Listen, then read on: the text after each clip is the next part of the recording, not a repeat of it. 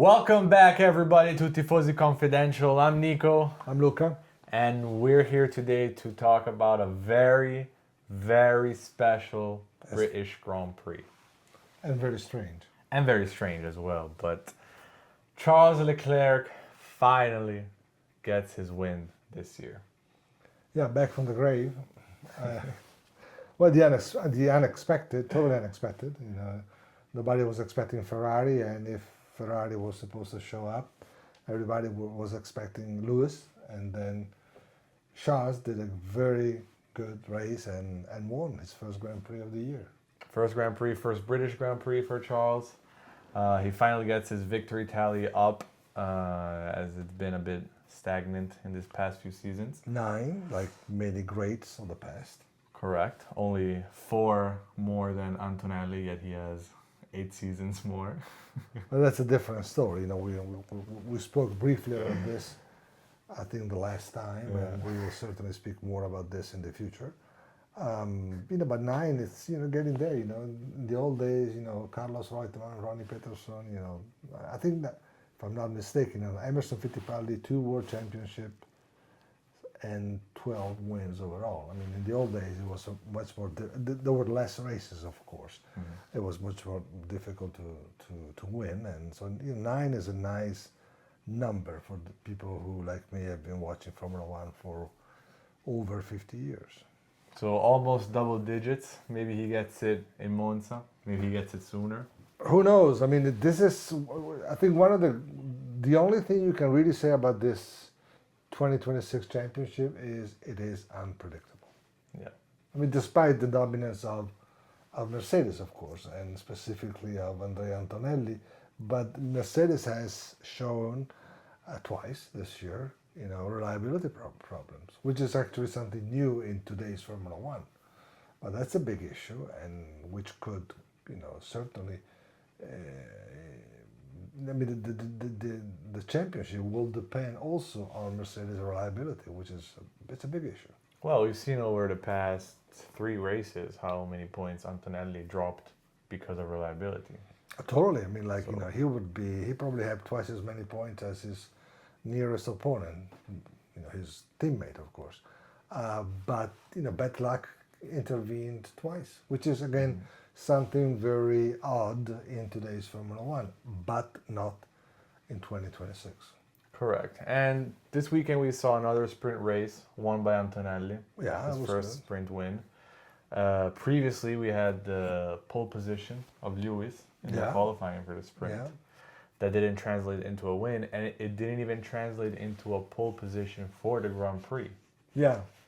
And the pace was back all in Mercedes' corner, I'd say. Yeah, I agree. And throughout all of the sessions, we've had Antonelli fighting with a Red Bull, with a Ferrari, and then sometimes you see a Red Bull of Max or a McLaren go in. Well, Max is still making a difference. Ferrari is probably better than everybody thought or still think, and McLaren is so far, hasn't really shown up yet. I'm sure that it will, but I was actually expecting a big race by Norris, at least in Silverstone. It came 3rd, right? He came 4th. 4th. So it was not too far down, but again, it's not what Norris taught us or showed us last year. Yeah, and it's a bit weird considering that they are Mercedes engine cars. Yeah, despite, of course, Red Bull being the best engine, the best engine in today's Formula One. But this is what happens. There's an engine, there is a chassis, and there are issues with the tires and the consumption. And I should actually at this point say there are drivers, but I think drivers today have become the situation today would make Enzo Ferrari happy. Drivers are finally accessories to the car. They do not make the difference. Cars has always been important in Formula One, of course, because, but never like in 2026. Drivers are, the last probably item of importance in the formula that makes a car a winning car. Well, Alonso said it best this year that this championship is not a driver's championship; it's a batteries championship. That too. It's all about management. No, so that's certainly. But I was actually going a little bit further. I agree with him. I think we all agree that some of the overtakes that we've seen are due more to the batteries recharging or not being recharged yet. But what I'm saying is, I still cannot get behind the fact that if you start ahead, you finish ahead. Antonelli has proven to be faster, in a better form than Russell, whatever you choose. But when Russell starts ahead, Russell ends up ahead. And I'm not talking about reliability problem like this time. I'm talking about the last Grand Prix. So there is something wrong with this formula. There are no comebacks possible. It's very difficult to overtake. But what I'm saying is, if you start ahead and nothing major happens, or you don't have any issue during the pit stop, and then of course if you do not have reliability issues, there is no way that even your teammate, even though he's usually faster than you are, if he starts behind you, he does not end up in front of you. Wow, that's a very interesting point.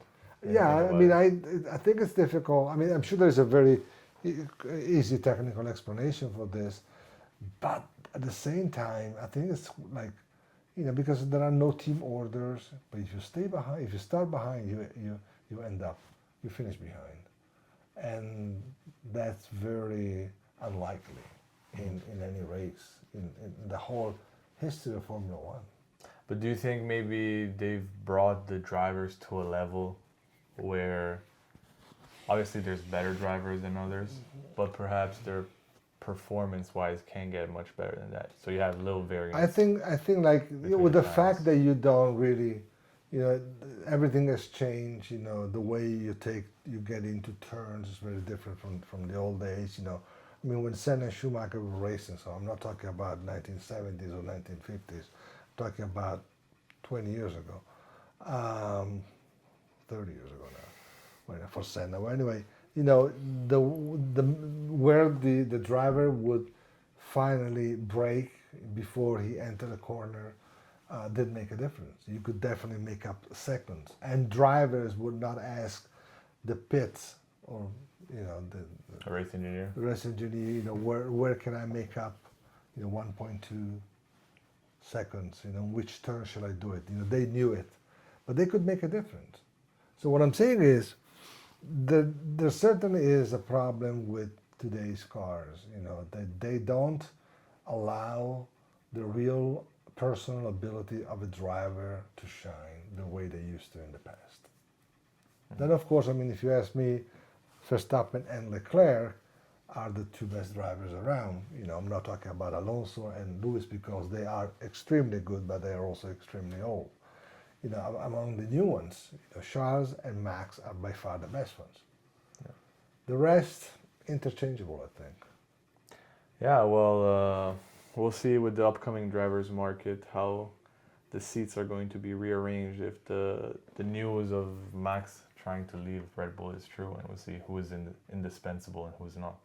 Yeah, that's going to be interesting, and see what will be of Antonelli. Antonelli, of course, I think will remain at Mercedes, but being an Italian and being Ferrari irresistible, you never know, and then that could open a space, a seat in Mercedes for Max to come in, and that's by New Jersey.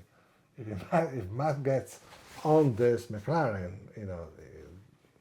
Mercedes. Mercedes, that's going to be the end of the championship for 2027. Yeah, reliability or no reliability. He doesn't care. He'll make it go. By the way, I think Antonelli was wonderful when he tried to stay out. We definitely have to mention this. I'm not trying to compare it to Villeneuve, because nothing can compare it. But seeing someone with big technical issues, Yeah. being told constantly to retire the car, Kimi, bring it in, we're done, and still going out there fighting because, and he said it on the radio, for at least 1 point.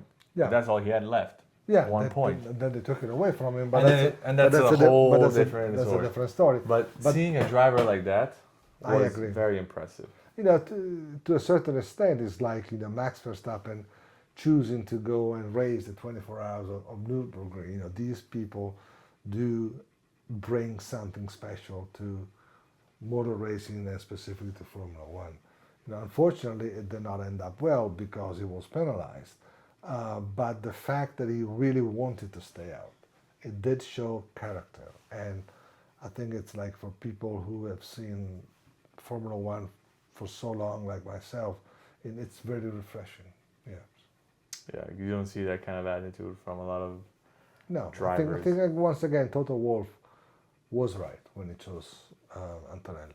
And if Kimi is his golden boy, then why would he let him go and not George for Max? Well, I mean, like, you know, well. I don't know. Well, we'll make an episode We'll on see. the drivers' market. Yeah, but we'll see. And I our mean, predictions. it's still too early. It's still very early. My prediction is that Charles Leclerc will leave Ferrari at the end of the year. At the end of 2026. At the end of 2026, even though he has renewed the contract until 2029. I think he's had enough of Ferrari. I think he needs to go somewhere else also to have more, you know, opportunities, I think, but also like, you know, and the fact that Lewis has finally woke up, it's gonna be a problem for Charles Leclerc because, you know, if you have a very competitive Lewis Hamilton with his incredible 7 world titles, you know, where is that going to leave you in another team? We'll see. And we're not saying this because we don't like him, because he made us bring out the Ferrari shirt. Of course, we like Ferrari, and of course, we like Charles. Lewis, and we like Charles, of course. I mean, and I think Vasseur is doing a great job, by the way, because, you know, you cannot say that Ferrari is not having a good championship. You know, there are teams that are more competitive. You know, Mercedes. There are drivers who never say die, Max Verstappen. But, you know, Ferrari has won 2 races, and Ferrari is there. You know, it's virtually fighting for the championship. And I'm saying virtually just because it's they are 3rd and 4th, right? But there are this was like race number 9 out of 23. You know, the championship is still open. I mean, probably Antonelli will end up winning it, but anything is possible right now. Even having Lewis Hamilton or Charles Leclerc world champion. Well, I mean, the first 4, the 2 Mercedes and the 2 Ferraris, are within 71 points of each other. Yeah, which 25 points of victory and reliability issues coming into play, you know, could be not that much. Yeah, I mean, and let's not forget Max Verstappen. Let's not forget Max, although he is a bit behind right now. He's over 100 points behind Kimi, but Antonelli's lead now, it's only 24 points. Another reliability issue, and he's already if George wins, you know, George, it moves up. But, you know, again, let's not rule out, you know, Verstappen. Think of what he did last year. Yeah. Piastri and to Norris. Yeah, It came very close. But this year the car is way too heavy on the balance of I know. But, you know, still there are. And Lady Luck, because George Russell, I mean, he's not driving good, but he should go to the casino and play some numbers. I agree with you. And the last few races. And he probably should not take Toto along. You know, I think it's. I mean, it's. You know, George had a very bad weekend. Let's say it, and he was blessed by, you know, the misfortune and the reliability issue to Antonelli's car, and yet after he came in second, he was complaining that the car was not fast on the straight. And Toto Wolff, if you think about it, you know, the chief of the team very rarely comes on the speakers, comes on the radio and talks to the drivers. And when they do, it's bad. And after he brought home a second place, incredible second place, but very valuable second place, also for the the internal balance at Mercedes right now, And the 0 points in the fight for the championship. George was still complaining that the car, and he may have been right, but that was not the point. That was not the time to talk about it, and probably was not the place to talk about it. And when you come in second, and Toto comes on the radio and tell you to stay quiet, shut up. The engine was fine, George. It was perfectly fine. Exactly. Well, but you see also there the deep contrast between Antonelli, who had a win in his sight because he was 2 seconds behind Charles, and there was no way that Ferrari was going to keep him behind. Yeah. So he had a victory robbed from him, basically by his own car. He still was fighting to get 1 point.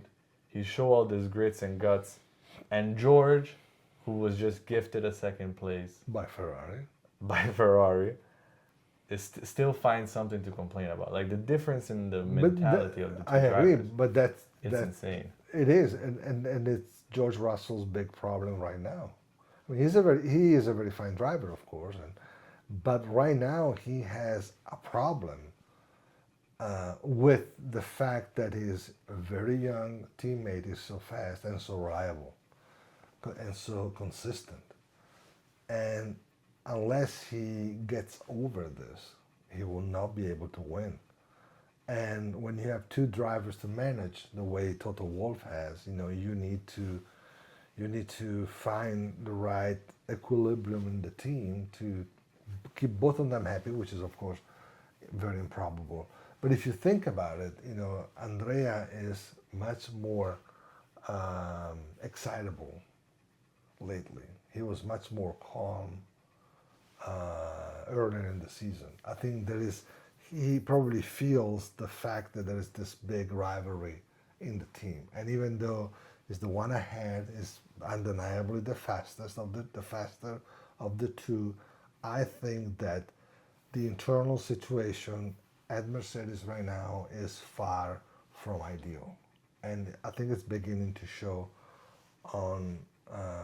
in Antonelli's dealing with the team, at least with what we hear on the radio. And then, of course, this is very partial because we don't hear everything and we hear only what they give us to hear.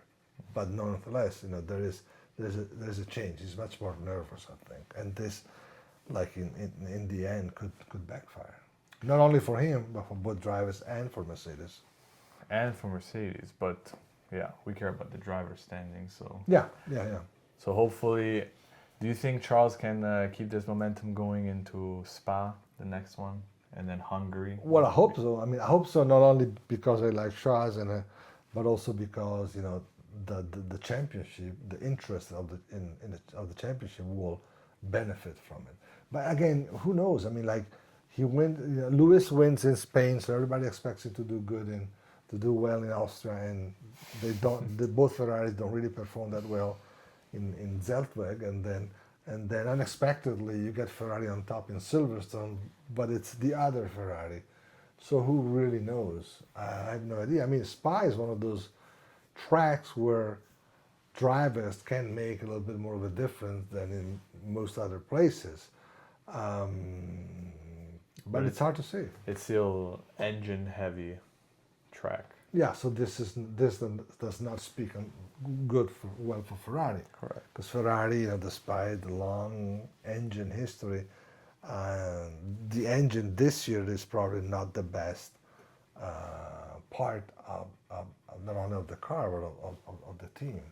Yeah. But again, to be honest, who knows? Nobody was expecting this balance of power at Silverstone. Let's face it. Yeah, correct. Well, one thing is for sure that you'll find two Racing Bulls fighting for the points. Yeah. Even here, and you'll find Aston Martin, Cadillac, and Williams. You have the first 5 teams are. I mean, there is a classification there, of course, but the first 5 teams are racing in a championship, and the other 6 teams are racing in a whole different championship. And Aston Martin it's really taking a long time to become competitive. Cadillac is doing a little bit better, but not that much. Audi is doing fine. Points with Bortoleto. Exactly. Williams is not really having the best season. Alpine kind of went backward because they were doing better at the beginning of the season. And then you have Haas, who's still there. Still there. Ne carne ne pesce. Neither fish nor meat, as we would say in Italy. Yeah, well, we have two interesting weekends ahead. Yeah. If I'm not mistaken, it's a back-to-back addirittura. Yeah, before the summer break. Christmas break. Before the summer break. So your prediction for Silverstone was Lewis. My prediction for Silverstone, which I made on TV last Thursday, was Norris first, Russell second, and Lewis third. I got all three of them, but in reverse order. And I was not. Actually, I came very close saying, because I believe that Charles will leave Ferrari at the end of the year. I did not say it because I thought, Ferrari will never win at Silverstone. What I wanted to say at one point was Charles would win. And just like Nigel Mansell in 1990, Mansell won at Silverstone and then announced that he was retiring from Formula One. Then, of course, he changed his mind. But what I wanted to say on TV last week was Charles wins, and when he comes off the podium, says, by the way, I'm going to leave Ferrari at the end of the year. I hope not, of course, but I could have got the winner anyway. I never do. Predictions for Belgium? I have no idea. No idea. Rain in Belgium? Jim Clark first. Jackie Stewart second. Is it gonna rain? And Jochen Rindt third. Possible. It's really tricky when you. Historically, if you think about the Belgian Grand Prix, when they race at Spa, they used to race at the end of May when they reintroduced it in the mid 1980s, and then and the weather was fine. Then they moved it to late August or very early September, and usually you got rain. I mean, that's when Michael Schumacher built a good part of his legend. Now racing in July. It should be sunny, but you never know because it's. By the way, Europe is in the middle of this, extremely hot weeks. So I don't know. So my prediction is Max Verstappen first. A native of Belgium. A native of Belgium, and it depends. When he races in Belgium, he's a native of Belgium. When he races in Austria, he's a native of Austria. No. Well, he was born there, so in Belgium. In Belgium, but he's Dutch. Allegedly. And allegedly, A1 or Zeltweg is Red Bull's home track. It's kind of interesting because he has like in the old days, the Italian drivers had Monza, and then they had Monte Carlo because it was so close to Italy, and then Zeltweg. In the old days, Austria was raced in mid-August, so a lot of people were on holidays, and so they would cross and go to see it. But the same thing applies to Max Verstappen. He has actually 3 home Grand Prix. He's got Belgium, he's got the Dutch Grand Prix, which is actually back thanks to him, and the Austrian Grand Prix because of Red Bull. So I would say Verstappen first, I'm going to say Antonelli second, and I'm going to say Charles Leclerc third. Very nice. Yeah. Very nice. Yeah. We'll see after the next race. That will never happen anyway. So. We'll see. We might go play them at the casino. Yeah. On the way to Belgium. On the way to Belgium. Well, thank you everybody for being with us. It's been lovely to share our views with about the Silverstone Grand Prix, and we'll see you after Spa. We will. Good night.